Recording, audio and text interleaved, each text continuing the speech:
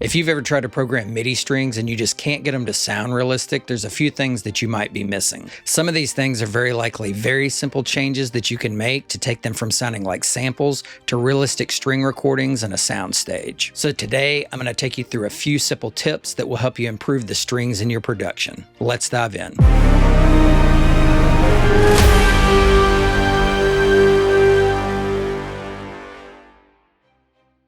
First, you really need to make sure that you're using the highest quality string library that you can actually afford. There's some great, free or affordable options on the market, but, if I was going to spend my money and get started with any kind of like film scoring or, string production, all the plugins in the world aren't really going to fix a library that doesn't sound that great. I would actually opt into spending the budget on quality string libraries, again, the best that you can afford.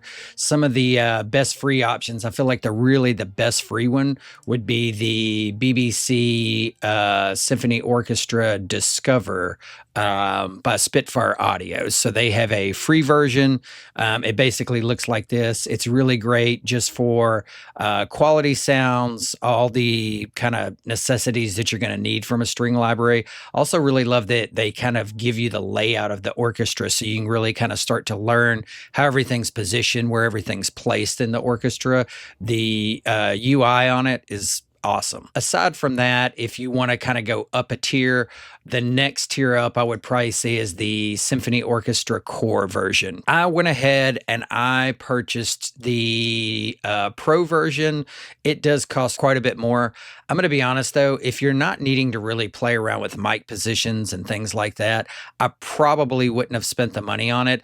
I do, however, like the ability to go in and play with some of the mic arrangements. Sometimes I might actually just want to have it all close mics, for example, to almost simulate more of an ensemble, like a smaller ensemble patch, and bring all the mics closer in versus like having the trees and outriggers and everything like that. You do get that cinematic sound that you're used to in a lot of recordings and films. But again, if I was going to go back and you're just really needing all the articulations, you're not needing to play around with like the mic placement and everything like that, I would just go with the core version. It saves you a lot of money. I think it's about half the price. You're spending around $1,000 for the Pro version, but the core version is, I think, about half that. The other great thing about this plugin or about this library with the BBC Symphony Orchestra is that you could actually record in the Discover version, send that session to somebody that has the Pro or the core version,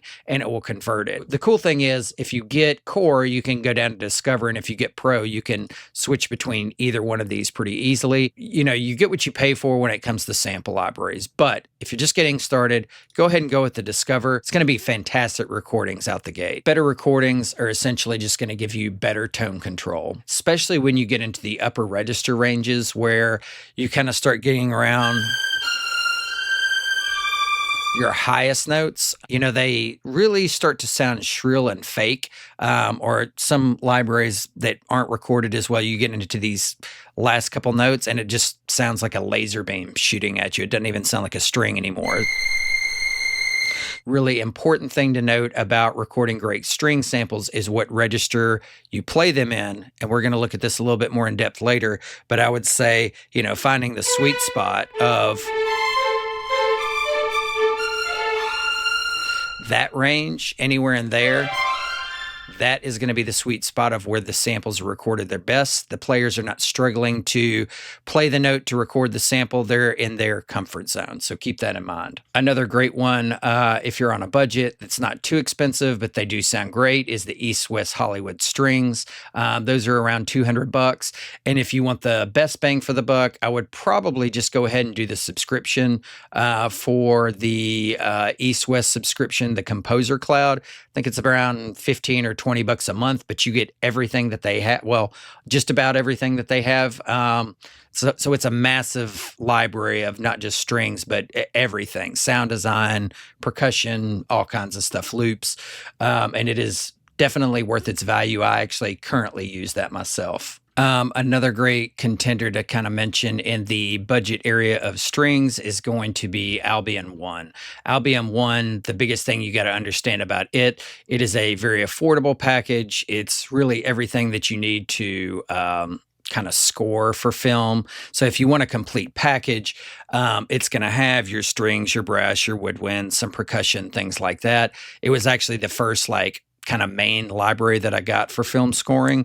But just because it was so affordable, if you're a student, they offer education discounts. So that comes in really handy. I think I did get it when I was a student at Berkeley and got the 40% off or whatever they offer on it. The downside of this is it's the full string section. So you have no control over just violin ones, violin two, violas, cellos, etc. It is a full string set. So it's low to high. It's recorded extremely well. I wouldn't say that it sounds dated, but it's been around so long that, you know, you definitely are used to the sound, which could be good or bad. But people have used it quite a bit. So if you're looking for something a little bit newer and more modern, this may not offer what you're going for, but just out of the box, it's going to give you super pro level sounds that you can get in and start working on film. So the next thing that we're going to talk about is going to be timing. So real string players don't speak instantly because of how they bow. So it's slower attacks. It takes a minute for that note to kind of catch up. Again, you've got to think about how these sample libraries are actually recorded. So when they're recording the sample, you know, you're inputting with your like finger on the keyboard, the MIDI note.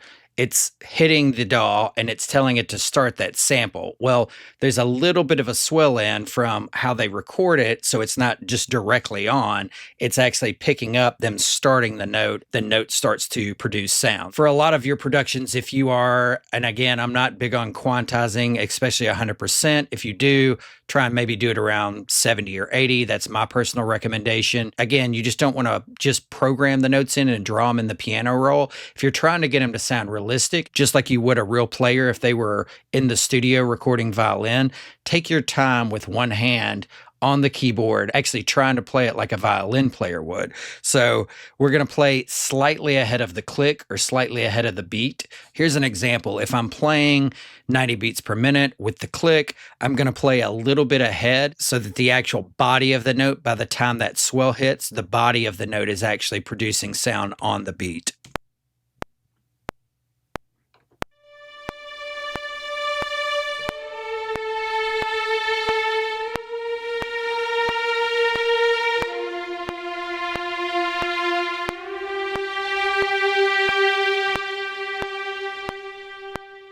As you notice, I've got most of my notes are a little bit ahead of the beat. And the other thing to keep in mind, we'll again talk about this a little bit later, is that with legato patches, to get that really nice connection from one note to the next, the difference between a legato and a long is that you want the notes to kind of connect in a way where they overlap so that you get the sound of a violin player, like in this case, going from the D down to the A. You can actually hear the violin player hitting the D and then moving down to the A. All these little details over time are going to enhance the realism and make all the difference in your string production where it doesn't just sound like somebody plucking away at a MIDI keyboard. Let's just say that I was going to go in and add another like violin two part over the top of that. Again, I'm going to play it as an individual voice. You want to think about these as individual voices. They each have their own melody, so to speak, that will harmonize together and make up the chord.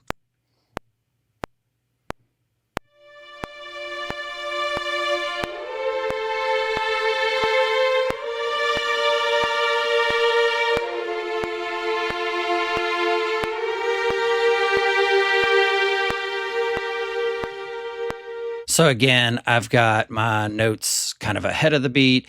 Some of them where maybe I was a little bit behind on the timing, I might go in and just kind of manually adjust these, move them up, play around with it. If I don't get enough of an overlap, I could do that. I could also go back in and, adjust any of my automation for like these were a little low. might bring up the velocity, things like that. So I can adjust this back on the fly, but I would still try and get in a really solid performance of the playing to get it like you want. Again, you're programming it, but you're programming it to sound like a player that recorded it. You're trying to get the performance out of that player, and that's how you want to think about it. One of the biggest giveaways for fake strings is static volume. So, real players in an orchestra, string players, they really shape every note. When you hear a lot of amateur recordings, it's going to be, I'm going to give you an example here. We did record in our modulation and expression, which we're going to cover here in a minute, but let's just pretend that I didn't. Your bad recordings are going to sound more like this.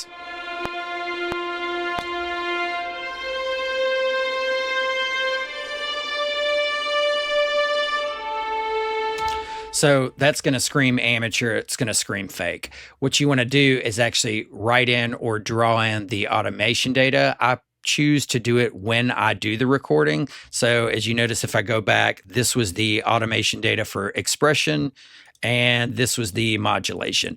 Modulation is going to be the number one. That is the dynamic shaping of the notes. And that is MIDI CC channel 1. For this library, MIDI CC channel 11, which is this one that I also recorded in real time, is going to be the volume of the track. So in our virtual instrument, as you notice, as I move my faders up and down, I am using TouchOSC, just an iPad app that I programmed this particular touchscreen interface. They have the most common ones that I use all the time. Again, I could use my mod wheel on my keyboard. That will also adjust it as well. So I could adjust that here, but I actually choose to do it here because not only do I have a little bit more fluid control and a little bit more of what they call of a throw, I've got a longer range, but I can control multiple things at one time. So in this case, I'm actually adjusting CC11, which I'm adjusting CC11 and I'm adjusting CC1. Sometimes I will play it, and due to maybe the harmony or the complexity of the part that I'm trying to record, I might get a little thrown off here and not do it very well. So sometimes I might actually forego doing this here and actually just record it, then come back in and write it in. Or I do a good performance here, timing's good, attack is good, but I don't really like how it swells or how it maybe dynamically shapes against the other strings in the orchestra. So what I would do is in this case, I'm going to go in and I'm going to remove that. And let's just go back. I've still got my recorded patch, but I want to go in and just shape that in real time. So I've already recorded the MIDI notes. Now what I'm going to do is go back in and hit record again, but this time I'm not going to play. I'm just going to adjust my faders for CC1 and CC11.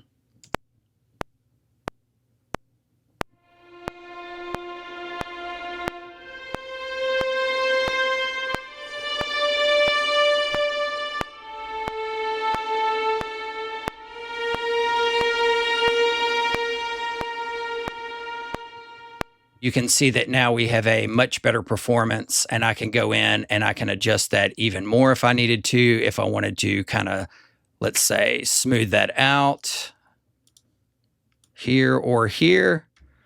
I don't really think I need to do that on that part, but let's just see what it sounds like.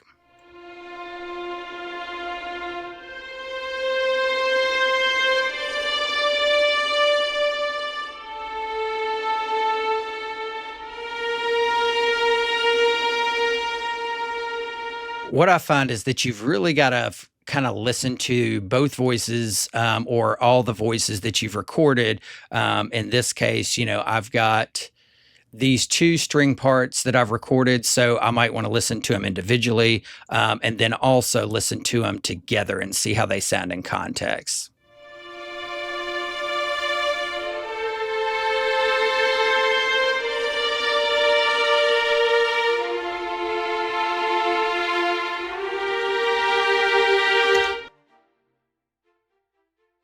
The other thing to consider is chords and voicing. And this is probably, aside from the dynamics, one of the things that is going to also make you sound really amateur or make it sound super fake if you are not paying attention and you haven't studied up a little bit on chord voicings. But you've got to really, as you compose, pay attention to what does the voicing look like. So for example, you know, I've got these two. I would actually pull them up and look at them together. Now in your upper range with your violins 1 and 2, in this case, it is okay to have the voices a little bit closer together. But as you start to dip lower into the lower string range, you start getting into violas, cello, and basses especially, you've got to really work on getting a lot wider spacing.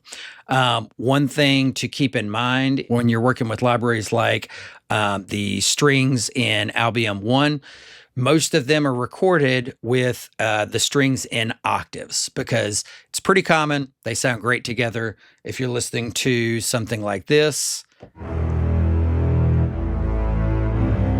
you know, you've got your low basses and your cello, maybe even a little viola in there when you get on the top end, but they are recorded basically in octaves of each other. So now if I was going to go down and look at, okay, I've got this going on for my violins 1 and 2, where do I want my violas to live? Somewhere right in this range. If we're going to go in and now we're going to write for our violas, knowing that the range we want to write in is right in that C2 range is where I want to be composing. Let's take a look at that. So I know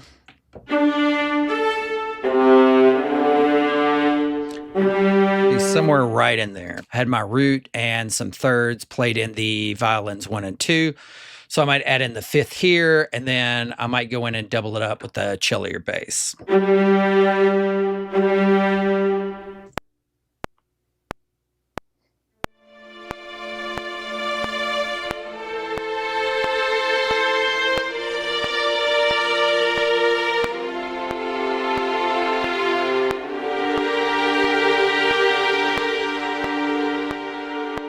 It's always good to kind of go back and look at of your instruments you've got recorded when you're recording individual violins, 1, 2, violas, cello, etc.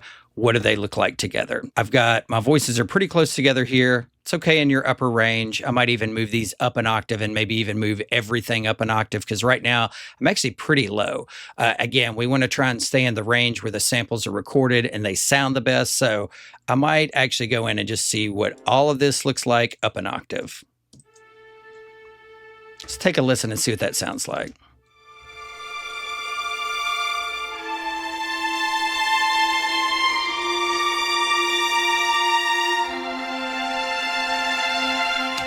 So immediately what I'm hearing here is I do like that a little bit better, but my violas, because just the way these samples were recorded in this library, they're a little low. So the nice thing is I can just come in and bring all that up a little bit, especially my volume. So I'm just going to take the entire thing and highlight it and bring it up for just the violas, and let's see what it sounds like.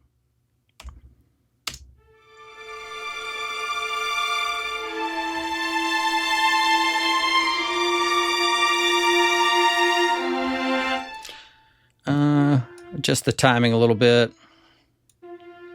And at this point, we're just kind of playing around with it. I don't think that I'm kind of quite getting there quick enough with the modulation on the violas. So I'm going to come in, I'm going to kind of draw it in and see what this sounds like.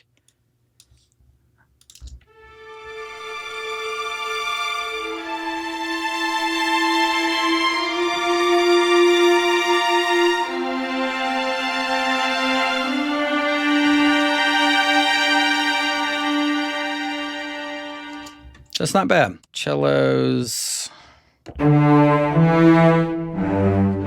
somewhere right in there.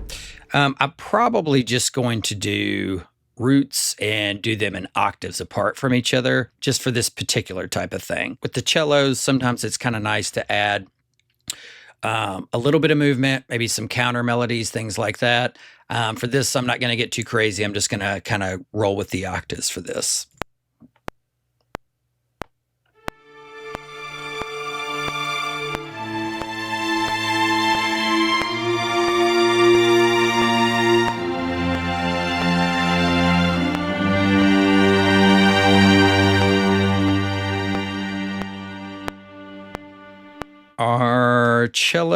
suppose lowest note is, let's say F1. We're going to keep that in mind for our basses. And again, we're just going to do an octave below.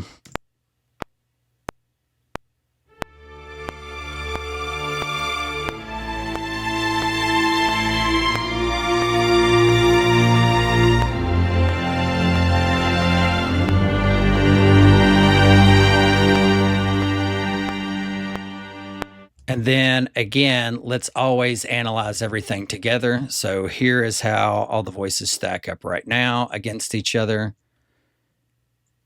So pretty wide voicing. We're going to get a lot of depth out of this.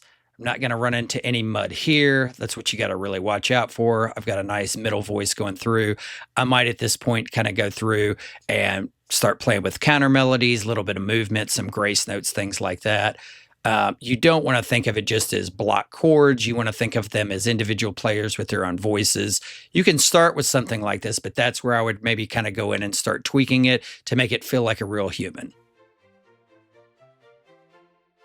Another thing to think about when you're trying to choose what library to use, what library to buy, things like that.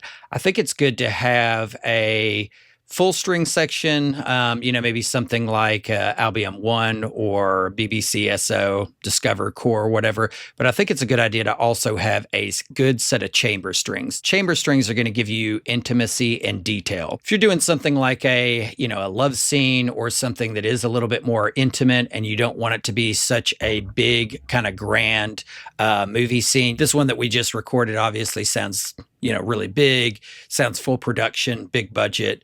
But I don't always want that. Sometimes I want that intimacy of a small group, and that's where we get the ensembles, a small group in a small setting, recording, very close mic'd. Finally, the last thing that I want to talk about is articulations themselves. So this is really where realism comes alive. Pizzicato and tremolo, they all have different purposes. Again, you want to think like a player. So if you're listening to your production and you go, okay, right here, I am the violin 2 players. I'm playing just long legato notes forever. All my notes are connecting. I'm doing nothing different. Same with cello and basses, violas. Does it make sense, right? You would get really bored if you were that player playing just block chords the whole time. They are not going to play like that. That is not how film scores are orchestrated. That's not what we're used to hearing for string sections. So you've got to think, if I was recording the section that I've got here, this is a very short passage, so it would probably work. But I might actually start going in right here and maybe with the viola or the cello, playing around again with some grace notes. I might go in right here on the last 2 bars and I might actually start putting in some staccato notes, some pizzicato. I might actually taper this off just with some light pizzicato plucks. So you want to think about what the players are doing and what they're going to move to. In real time with the player, they can actually switch and start playing just staccato, pizzicato. This is why sometimes I actually write in music notation and I don't actually do it all in the DAW, because you tend to think like a keyboard player and a MIDI programmer. If you're looking at it from a notation standpoint, you tend to think of it more from a classical sense, so it forces my brain to think like an orchestrator and not like a programmer. When you're setting these up, a lot of times I will start with, in this case, I've got all of these are legato. But if right here, I wanted the violins 2 to move to like maybe a pizzicato, or maybe I wanted them to move to like a harmonic or something like that, I'm just in Logic going to duplicate the track. And these would be my legatos, and I might go here and say I want to trim. So what I would do is bring up that, and I'm going to move to tremolo. So if you don't have a powerful enough computer to just keep adding tracks like this, you might look at doing key switches. You might look at doing articulation sets. That is something that can be kind of time consuming, but it can pay off in the end. So right here, what I might do is duplicate the track. Oops, duplicate my track here. And here, I want to keep the same volume and automation and everything like that. But I'm actually just going to mute these notes. So last 2 notes, I want kind of gone from the legato violin 2, and I want the tremolo to pick up right there. So what I'm going to do is I'm going to go to the tremolo. Again, we just duplicated the track, and I'm going to mute it. So now, as we can see, violin 2 starts with legato and it ends with tremolo. So play around with it, see what you get. So to make your orchestra sound real, start with the best tools that you can. Perform your parts, think like a player, shape every detail. The more you treat your MIDI like a live performance, the more convincing the outcome will be for your production. I hope this helped out. Hit like and subscribe, and let me know in the comments if any of these tips helped you out and maybe what you're going to try first.